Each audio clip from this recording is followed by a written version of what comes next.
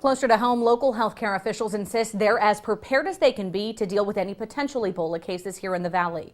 But as 27 First News reporter Gerry Ricciutti tells us, unfounded reports about the virus are making their jobs much more difficult. As health experts work to track down anyone who may have had contact with Dallas nurse turned Ebola patient Amber Vinson, local authorities tell me it's a waiting game. We have conference calls with the Ohio Department of Health every day. We've had conference calls with the CDC.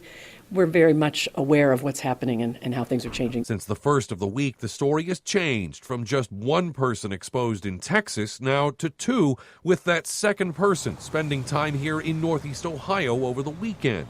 The situation has led to lots of rumors, including local elected leaders calling administrators with humility of Mary in Youngstown. We hear St. E's might have three. We have none. But Chief Operating Officer Don Koenig tells me the system's hospitals and standalone emergency facilities are taking extra precautions and ordering additional protective gear. We expect most of those additional supplies to arrive in the next 24 to 48 hours so that we'll have it at all of our EDs, and we will begin immediately refresher training with our staff. In the meantime, we've learned if suspected Ebola patients were to show up at local hospitals, they'll likely be kept in so-called negative pressure rooms like this, which would prevent contaminated air from circulating with other areas, while officials wait for definitive test results from a lab in Cincinnati, and experts with the Centers for Disease Control come in to take over the case.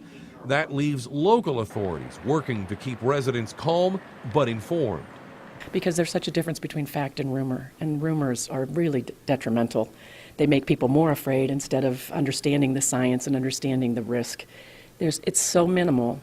Gerry Ricciutti, WKBN 27 First News.